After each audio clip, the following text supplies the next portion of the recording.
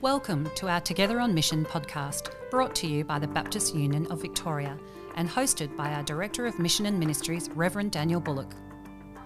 Daniel will be joined by a guest from our Victorian Baptist family each week for a brief discussion that aims to encourage you in your personal walk of faith and give you some practical suggestions that you can implement through your week. Throughout this year, the podcast will be focusing on the theme of being and sharing the good news. For the next few episodes, Daniel will be joined by Reverend Troy Arnott, Senior Pastor at New Community Church in Melbourne's East. Troy has an interest in the application of the good news in our cultural landscape. He planted New Community 22 years ago and has been pastoring the church ever since, along with a fantastic team. Troy completed a master's degree at the University of St Andrews in Scotland under Tom Wright and Alan Torrance in 2019 and is currently undertaking doctoral research in Mark's Gospel. Troy is married to Bronwyn, has 3 adult children, and for recreation enjoys fly fishing for large brown trout in mountain streams. So now let's welcome Daniel and Troy. Well, welcome back to our podcast. Last week, Troy and I reflected on the desperate request of a father to heal his son of demon possession. Specifically, we reflected on the issue of doubt and faith and how both form and shape our prayers. Today, I want to continue to reflect on the idea of seeking God to respond to our needs and requests, or prayer as we mostly know it. In particular, I reflect on Matthew 7:8, where Jesus says, "Ask and it will be given to you. Seek and you will find. Knock and the door will be opened. For everyone who asks receives, the one who seeks finds, and the one who knocks, the door will be opened." But for now, let me welcome Troy back to our podcast. Now, Troy, I've made a fundamental mistake over these few weeks. If we were from one of the majority world cultures, I would have failed to ask you about your family, because that would be the first and most important question to talk about who you are and who's involved in your life. So I'm going to sort of repent from that. And this very last podcast that I'm talking with you about, to talk about, tell us about your family. Who makes up your family today? Yeah, well, if you come to our home, there's photos up everywhere. Bron's really good at that. So my wife, Bron, 3 children, Jacob, Bronte, Matilda. What is it? We're talking 27, 25, 22. Yeah. So our youngest is the last at home, still at home. The other is finishing off some studies up in Canberra, and then she'll be back at the end of the year. But most of their faces are hanging on the wall all through the house at different ages and stages. And so probably, I reckon, if I was to give any advice to a young dad or mum who are maybe begroaning the primary years, and it's like, this is so demanding, I get it. You wished you had a battery, a sleep battery that you could have filled up before you had kids. But I'd also say to them, hug them while they're young. Yeah, absolutely. Because it goes quick. It does go very quick, goes very, very quick. So fantastic, Troy. Thank you so much for that. Matthew 7:7-12 is a small section of Jesus' Sermon on the Mount. Specifically in this passage, Jesus is giving instruction about prayer. And his primary point is, don't give up, because just as a parent wants to be the best for their children, God wants the same for you and me. So in the same way Jesus honoured the request of the desperate father pleading for the healing of his demon-possessed son, Jesus invites us into an honest, ongoing conversation.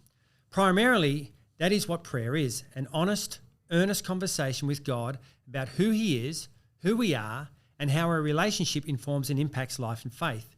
In this particular instruction, Jesus' advice is threefold: ask, seek, and knock. Firstly, asking is all about sharing what is on our hearts. It's not meant to be a shopping list of all our desires and wants.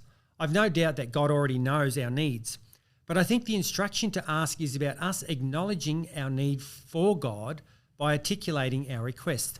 The ask is part of a refining process of discerning our requests alongside God's character. Secondly, it talks about seeking. Seeking continues the discernment process of doing the work of pursuing God's will, grappling with our requests and God's character. Seeking also helps us discover God in the pain and suffering of life, in those hard places where God seems absent. And thirdly, knocking. Knocking is the invitation not to give up when we are met by resistance or silence. Keep asking, keep seeking, keep knocking. In my opinion, I believe this passage is an invitation to us from God, regardless of what season we are in life, good, bad, or indifferent, to keep communicating to God, keep being real, keep sharing your heart, keep seeking God's will, and keep pursuing him. This is sometimes easier said than done. It requires faith, it requires persistence, and it requires humility. But remember, our God is a loving parent who wants to meet with us.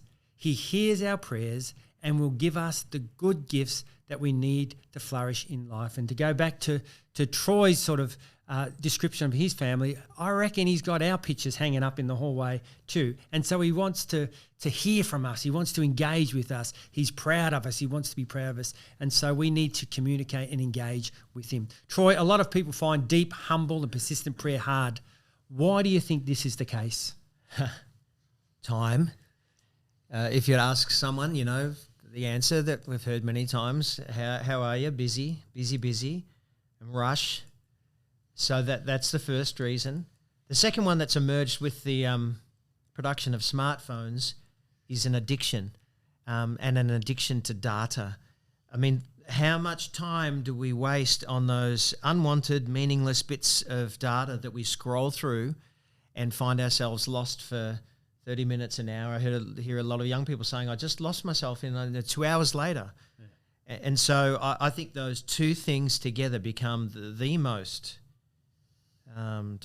biggest distraction, if you like, the inhibitors for time with God. Is so we fill it, and then when we fill it, we get addicted to the next little bit of information. So you look up a little bit of data and it gets you hooked somewhere else. When I went to uni, Daniel, we did a sociology course, and this is serious. So this is, 30 years ago, my age, maybe 35 years ago. They taught us with the advent, because we were at the computers were just coming on. They had those floppy, remember the 3.5-inch floppy disks typed in all this code that was meaningless to me. But they taught us that with the advent of the modern age of technology, the amount of time saving that would be the result of computers would enable the increase of leisure time.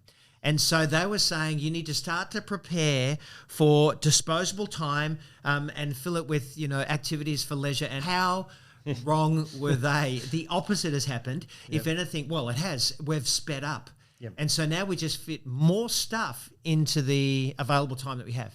Yeah. And so I think those two things are the biggest inhibitors there, is that the addiction to data and to the busy. Having said that, why I think people are adverse to, and Jesus followers are adverse to sometimes spending deeper dives with God, is because we're not used to being alone with our thoughts. And because sometimes when we're alone with our thoughts, it gives us time, strangely, to think.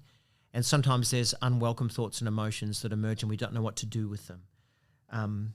And so I think having some instruction around how do I sit with myself before we even start to say, how do I sit with God, becomes a really important thing. But it begins with a choice to say, do I want to do a deeper dive and just have some time of solitary thinking and reflection? And that means we're going to have to sit with sometimes critical questions and unwelcome thoughts and emotions. Okay, so you're preaching on this. Say you're preaching on this in the coming weeks at New Community Ringwood. Yep. And you're saying, okay, I want my congregation to get this stuff, but I want them to action. Yeah. I want them to implement some things.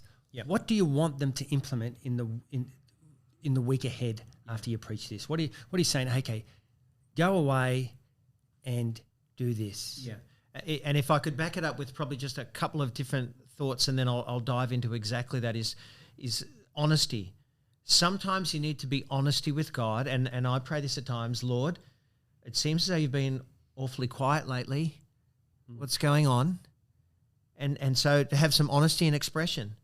Read the Psalms, because there you get a really balanced understanding. If there's any place to go in the Bible that will tell you about living in this duality, which is you read one psalm and they're so confident and assured, God, you're here, you're with me, you're coming through, you're going to come through, you have come through. And then the very next psalm says, God, where are you? And so you get a balanced understanding. The third thing is that keep the lines of communication open, even in the midst of that. Lord, where are you? And the last thing I'd say, just before I jump into the others, is that the Jesus life is not meant to be done solo. It's supposed to be done together. And so if you're doing it solo alone, you're missing out on something, and part of it's the encouragement of the wider body. So what would I say? I'd give them an exercise to do this week, and I'd say, okay, in the course of your week this week, what I want you to do is an experiment. What I'd like you to do is set aside one space of time where you leave your smartphone, you detach from all other distractions and go for a walk for an hour. So if you're a family at home with kids, ask it, is there someone else, or someone else can come in to look after kids? And go for a walk and walk slowly. Yep. Because as you walk slowly, so too you slow the pace of your mind. Okay? You know this, Daniel? Yep. I know I've been told to walk slowly on many occasions, to slow down with the walking. It's too fast. And you pray this simple prayer. Lord, as I walk, as I observe my thoughts, as I quiet my mind, if you like, I'd like to hear from you. And I'm here. And if there's anything you'd like to speak to me about, help me listen. Now, in that space, you're going to get bombarded with 28 other things, and you go, yep, I acknowledge that, and it'll take a while. But by the end of 45 minutes, maybe in that last 15 minutes, if you're walking slow enough, all of a sudden you enter into a different space, and it begins a different kind of posturing for a different kind of listening. And so this has really got to do with cultivating God's presence in my life. He's there. It's just that we often miss because we're either rushing or we're filling it with something else. So, and the premise for that is that God is there and he's good. Going back to that parent analogy. And that he might want to actually speak to his children.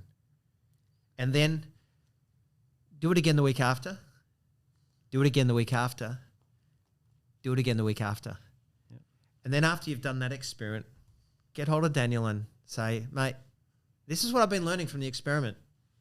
Developing a different conversation with God.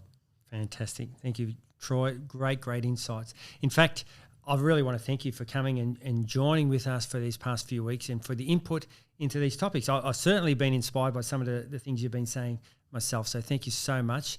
I know for those listening today and for the last few weeks, we've all greatly appreciated your contribution.